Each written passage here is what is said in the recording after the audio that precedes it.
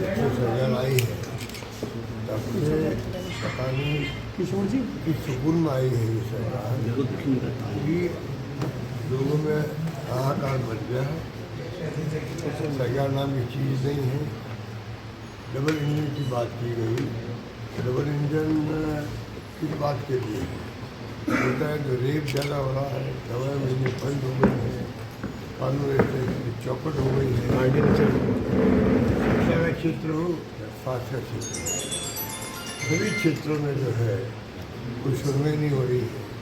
तो ये स्थिति डबल इंजन सरकार जो मानी है, लोगों में ऐसा मैसेज गया कि डबल इंजन दिल्ली वाला आ जाएगा तो पता नहीं हमारे यहाँ शानदार गवर्नेंस हो, शानदार गवर्नेंस हो। उल्टा हो गया रास्ता, उल्टा हो गया। ऐसी स्थिति में अपन चल रहे हैं।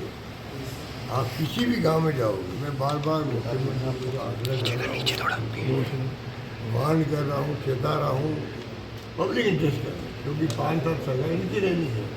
तो 5 साल अगर सरकार ऐसी निकम्मी नाकारा रहेगी तो नुकसान किसको होगा? पब्लिक को होगा। हमें चिंता पब्लिक की है। तो ये लिए मैं बार बार इनको कहता हूँ, प्लीज़ आप अपनी एजेंसियों को भेजो गांव में, पता करो वास्तव में गाँव वाले क्या कहते हैं। हर गांव में, हर कस्बे में, हर वार्ड में आपको एक ही बात मिलेगी, सुनवाई नहीं होती है, बिना पैसे दिए काम नहीं होती है। ये दावा नहीं करता कि हमारे वक्त में तो 0 करप्शन था। करप्शन तो हर राज्य में, हर सरकार में होता है। अभी सब सीमाएं टूट चुकी है, अभी सीमाएं टूट चुकी है। ये जो स्थिति बनी है, इसके लिए हम क्या करेंगे? रेप रोज हो रहे हैं, खड्डे ऐसे पड़ गए हैं कि एक प्रिंसिपल जो था कोटा के अंदर, वो अपने रिटायरमेंट 35 साल की सर्विस के बाद जा रहा था, वो अपने अपने घर पे पार्टी दे करके रास्ते में खड्डे में पड़ गया और मर गया। इस घटना में क्या कहोगे? 5 से 6 खड्डे हुए जयपुर के अंदर, मुश्किल से 100 खड्डों को भी ठीक किया गया। हर जिले में, हर कस्बे में, शहरों में टूटी पड़ी सड़कें पड़ी है, पेमेंट सबके रुके हैं। मेरे पास 8-10 विभागों के नाम हैं, उन सबके पेमेंट ड्यू हो गए हैं। छोटे ठेकेदार तो आप समझ लो कि उनके घरों में आंसू आ रहे हैं, आप कल्पना नहीं कर सकते। ये बात मैं कह रहा हूँ, सोच समझ के कह रहा हूँ। जो फीडबैक मुझे मिलना आए थे, उनके आधार पर मैं कह रहा हूँ कि वो कहते ना, हम तो 1000 ठेकेदार में 100 बड़े ठेकेदार होंगे, वो फिर भी काम चला लेते हैं। पर जो हम छोटे ठेकेदार हैं, उनके तो जो कर्जा होता है, लोगों से पैसा लेके खर्च करते हैं, वो पैसा नहीं चुका पा रहे हैं, वो आगे तंग करता हम लोगों को। और सरकार ने सब पेमेंट बंद कर दी लंबे अरसे जी, लंबे अरसे से, चाहे PhD के हो, चाहे PWD के हो, किसी विभाग के हो जी, उन सब की स्थिति हो गई। जिस सरकार में पेमेंट देने में पैसा नहीं है, इसका मतलब सरकार चल सकती है? गवर्नेंस हो रही है क्या? कोई डिपार्टमेंट पैसा नहीं देने के लिए, बल्कि पेंशन 4-5-6 महीने लग जाते हैं। जो बुजुर्गों को पेंशन होती है, विधवाओं को होती है, दिव्यांगजनों को होती है, वो पेंशन नहीं मिल पा रही है। तो सरकार है कहाँ राजस्थान का? इन स्थिति में अपन लोग देख रहे हैं और स्थिति बड़ी नाजुक है। रेप तो असली स्थिति बन गई है कि NCRB डेटा में अनुसार नंबर 1 है राजस्थान रेप के मामले।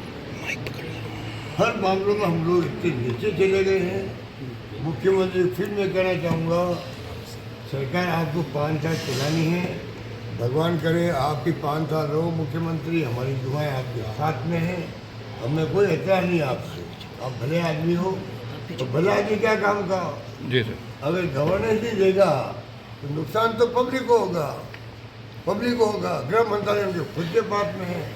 एडवाइजर में बार बार कहता हूँ, मुझे एडवाइजर शिकायत नहीं है, हर मुख्यमंत्री रखता है सवाल। पर मैं कहना चाहूँगा कि आप अपने एडवाइजर मीटिंग बनाओ, उनको बताइए आपके पास फीडबैक क्या है जी। कोई समझ में नहीं आ रहा मेरे को। ये मैं बातें जो कर रहा हूँ खाली पॉलिटिकल नहीं कर रहा हूँ, ये बातें जो बिजली अंधेरा पड़ा हुआ है। कल आए डूंगरपुर बांस वाले लोग, 5-6 घंटे बिजली कटौती होती है, और ये ऐसा नाटक झूठ क्यों बोलते हैं? सबसे बड़ी बात वो शिकायत है, अगर मान लो पेट्रोल डीजल नहीं आ रहा पेट्रोल पंप, LPG नहीं आ रहा है। अब खुले कहिए भाई हमारी मजबूरी है, ईरान के अमेरिका के बाहर के बाद में ऐसी बन गई है और ये भाव बढ़ रहे हैं। भाव बढ़ते तो इनकम बढ़ती है स्टेट गवर्नमेंट जी, केंद्र भाव बढ़ाती है तो इनकम बढ़ती है स्टेट गवर्नमेंट। तो क्या उसमें जो इनकम बढ़ती है कुछ हिस्सा दे सकते हो क्या? नहीं दे सकते, को नहीं दे सकते, हमारी मजबूरी है। वैसे हम तो क्या कहते हैं, जो स्थिति हमारी फाइनेंशियल नहीं देने की, कुछ तो कहो। पर आप झूठ में बोलोगे नहीं खाद मिल जाएगा, खाद की लाइनें लग जाएगी मान लो बरसात आते ही, तो कहीं कानूनी स्थिति बिगड़ नहीं जाए, ये चिंता तो सरकार को होनी चाहिए। पीने के पानी तो गर्मी में दे के त्राही मची हुई है और टैंकर लोग खरीद के मंगाते हैं, 5-5 रुपये देते हैं मोहल्ले वाले मिल करके। तो सरकार कहीं कहीं भेज रही है, वो भी खबर मेरे पास है।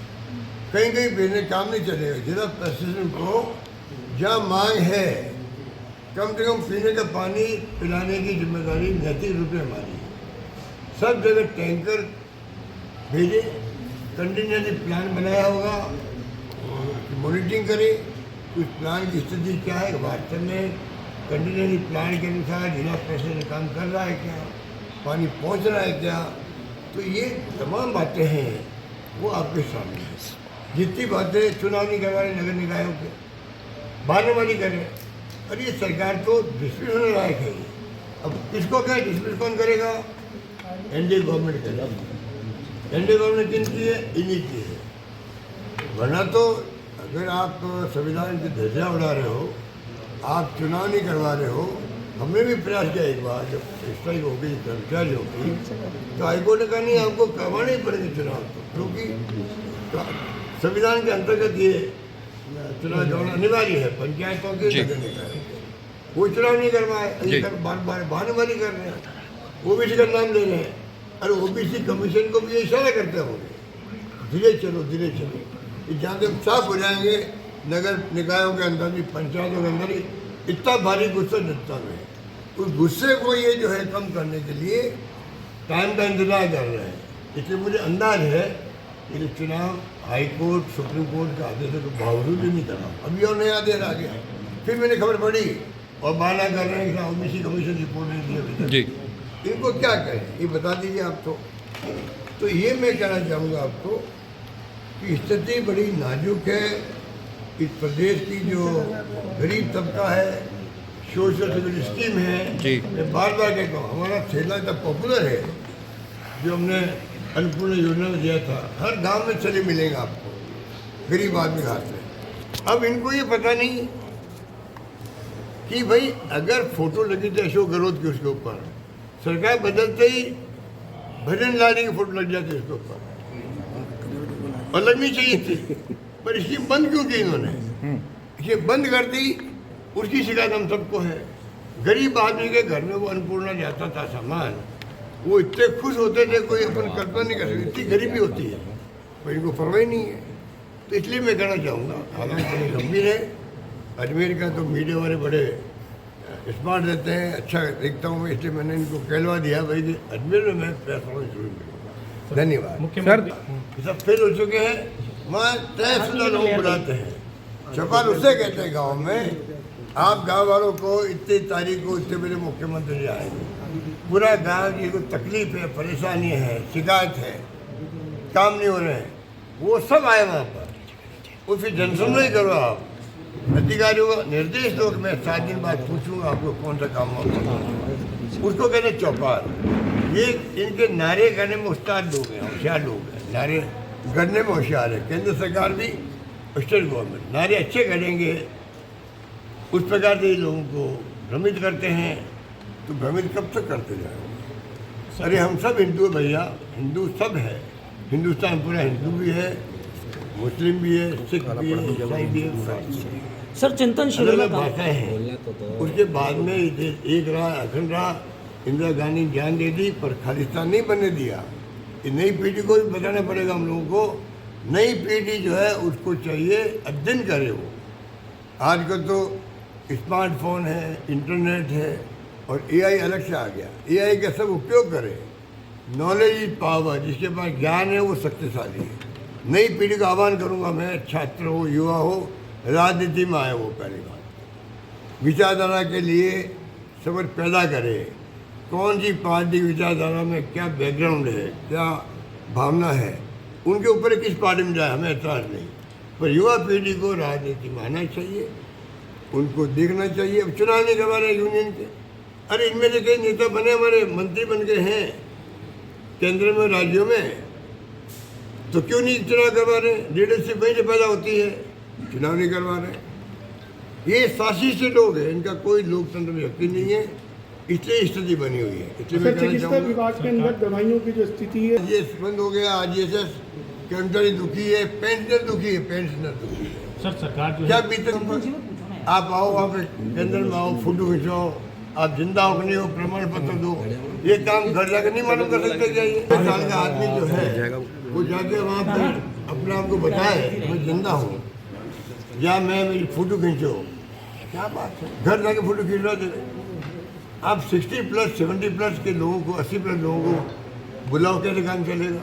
नहीं, लेकिन दवाई सर, मिल नहीं रही है। भारत तो विश्व हमारी गुरु बनने जा रहा है। चिरंजीव योजना वो जो है कमजोर कर दी उसको, पैसा मांग के प्राइवेट वाले, क्योंकि सबके पैसे ड्यू है। जैसे मैंने बताया ठेकेदारों के, मेडिकल स्टोर के पैसे बकाया है, प्राइवेट हॉस्पिटल के बकाया पैसे हैं, वो सब दुखी है बेचारे, उन्होंने इलाज करना बंद कर दिया है। इलाज का पैसा मांगते हैं उम्मीदवार, वो क्या जो बीमार होते हैं उनसे, और कहते हैं कि पैसा मिल गया तो वापस दे देंगे।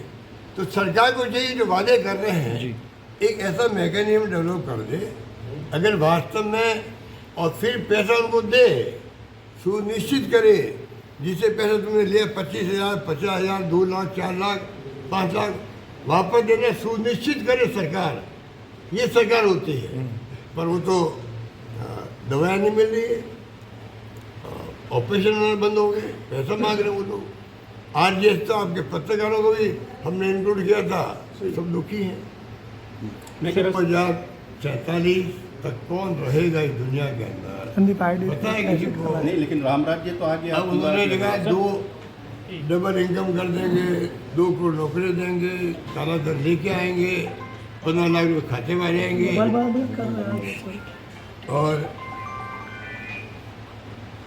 और जो आपके इतने बड़े सीनियर नेता है हमारे मुरलीधर जोशी, उधर कोई ये देश विश्व गुरु नहीं बना है।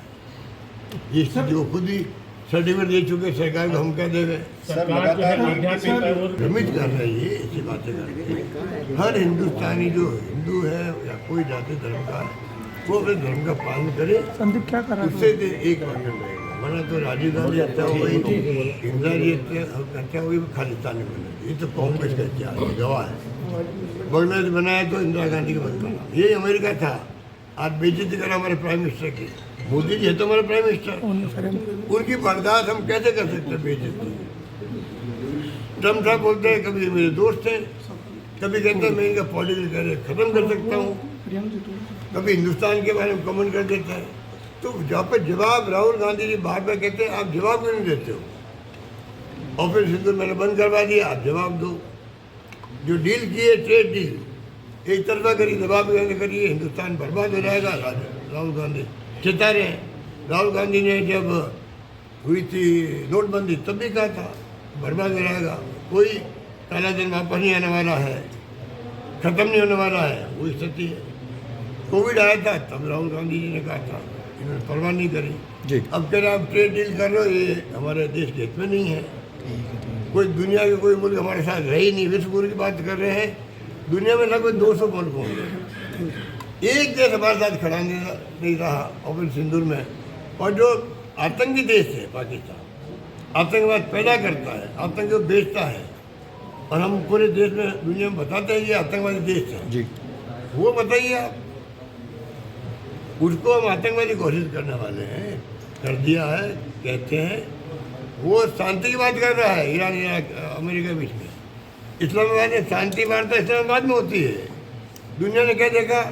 पाकिस्तान जैसे मुल्क में देखिए शांति की वार्ता होती है, शांति प्रिय है वो वार्ता हिंदुस्तान में होनी चाहिए थी, क्योंकि गांधी का देश हमारा मुल्क जो है शांति इन सब विश्वास करने वाला मुल्क है। दुनिया के अंदर सबसे सिरमौर कोई है थोड़ा नीचे करेगा। वो है हिंदुस्तान जहाँ शांति, अहिंसा, भाईचारा, प्यार, मोहब्बत की बात होती है। जहाँ राहुल गांधी कहते हैं कि नफरत के बाजार में मोहब्बत की दुकान खोलेंगे। आवाज राजस्थान की अब नए अंदाज में।